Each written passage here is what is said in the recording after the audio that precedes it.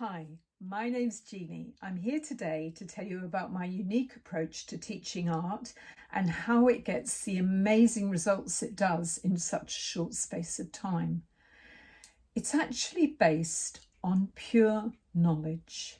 Once you have that knowledge, rather than just copying, you're free. It's a bit like the grammar, spelling and punctuation of art.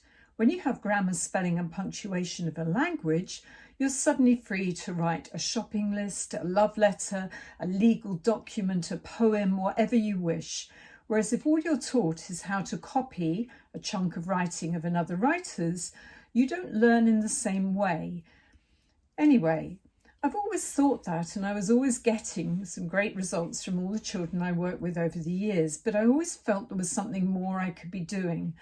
I felt a bit trapped in a system that repeated a system which we've done for many, many years. And there's an awful lot right with that system, but also it doesn't hurt sometimes to take a new look at things. Anyway, my story is really strange, but the people I tell think it's really nice. And I thought if you knew, it makes a lot more sense of how I came up with this approach.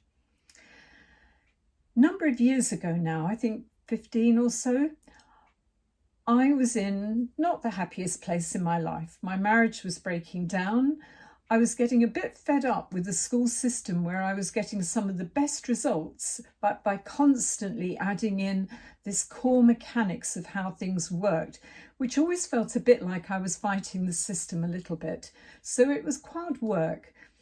And on top of that, I was riddled with arthritis and I needed both my hips replaced. So it wasn't my best year, let's say. Anyway, I won't explain how it came about, but it did. And let's just go with the it did. I ended up being offered a job way away from Sydney, where I was living, in the middle of nowhere in Australia, to a circus school. Now, this all sounds very strange, but wait. So the circus school is one that feeds most of its students, or many of them at least, into a number of circuses, but particularly to Cirque du Soleil. So you can now imagine the calibre of these children. We're talking the Royal Ballet of Circus. It's unbelievable. Anyway, I was there and they knew that I was a good teacher. They'd seen my qualifications, all was good, the job was mine, and I was going to teach art there and also help with some of the sets, props, costumes. So it seemed an interesting and new opportunity. The only problem was I didn't realise till I arrived there that I was going to be expected to join in with a training session with the children on my first day. Now remember, I was riddled with arthritis. I could barely walk and I was in a lot of pain from my hip joints. Also at school, I'd been an athlete, not a gymnast, and I'd always been reassured by my gym teacher that I had no talent. So I'd believed it obediently, like students do in many subjects. Anyway, there I was, in my 40s, at a circus school with children who were extraordinary, being told I had to do a 3-hour training session with them. And to put it mildly, I assumed I was going to leave either hospitalised or humiliated, as they seemed the only two options. Anyway, the story will all make sense in just a moment, but it begins here. First of all, I was waiting to be told to do something like a somersault and then be laughed at, mocked, whatever it was. But they didn't. They sat me down with a coffee and got me to explain why I believed I couldn't do gymnastics. And it ended up that apart from the fact I obviously had arthritis, that the other problem was that I actually believed I couldn't do it based on what this teacher had told me years before. So now they had my attention and I got interested. Anyway, the whole session continued. It was 3 hours in total. And they then got on to talking about my physical inabilities because of the arthritis and asked if I'd seen physios. And I said I had. And they said, how's that worked for you? And I said, not particularly well, but I do try.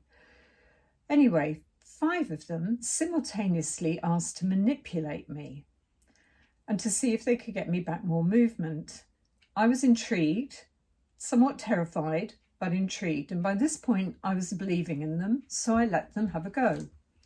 Anyway, they fiddled about with me and pulled and pushed and did a few things, but nothing hurt. And within 10 minutes, I had more mobility than I'd had in about 7 years. I was flabbergasted, absolutely blown away, and I couldn't believe it. No pain. Magically, I was back 7 years earlier with more mobility. It seemed too good to be true, but they'd really got my attention by now.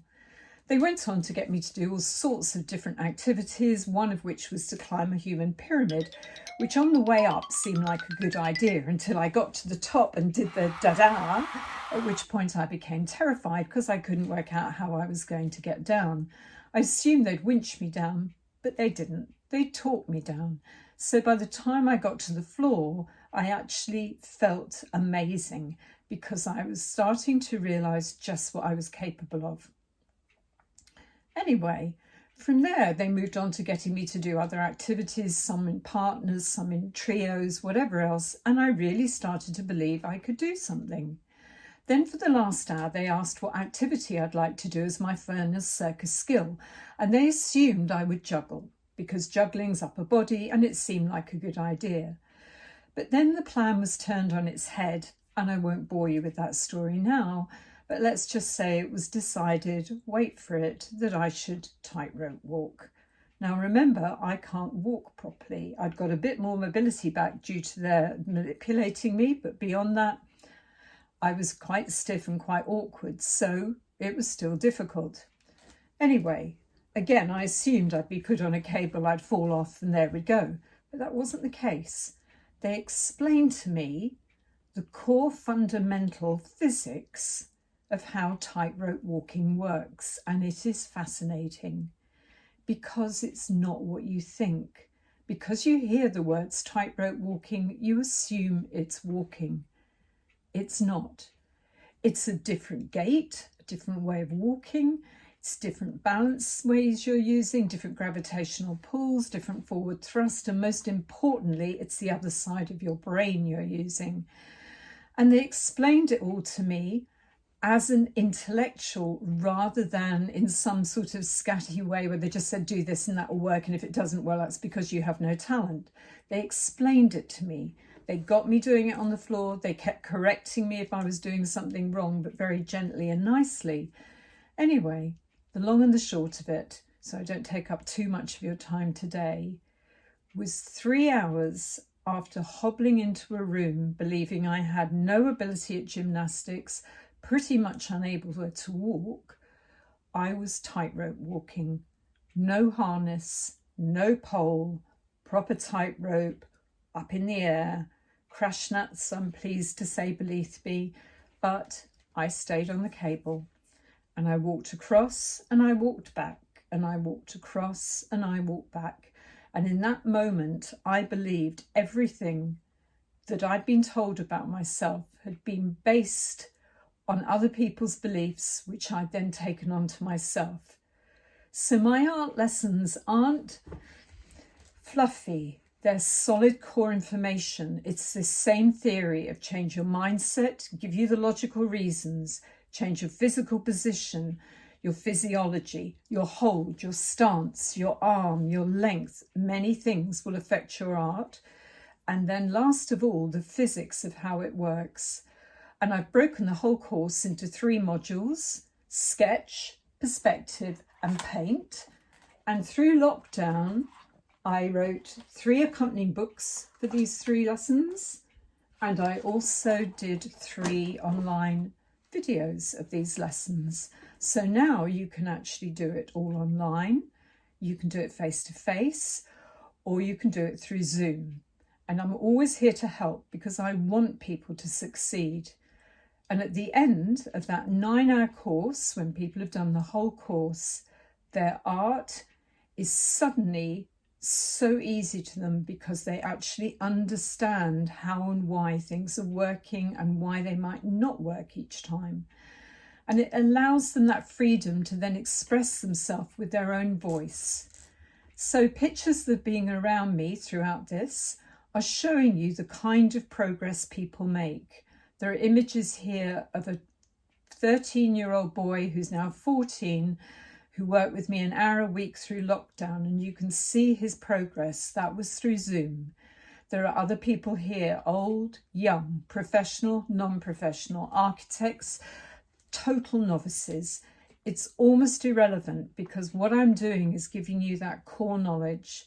And I think one of my greatest joys is that people's final comment to me after a lesson is usually, everything you said was so simple and so obvious, but I've never heard it before and I've never thought of it before. So I hope that I can do the same for you. So please don't hesitate to contact me. Try the online course. Contact me for Zoom. Come and meet me down in Cornwall. And I also do big events for big companies all over the world. So, as Henry Ford said, the only limitation is your own imagination. I do hope you found the story interesting, and I would love to meet you and talk to you sometime. Take care and thank you for your time. Bye.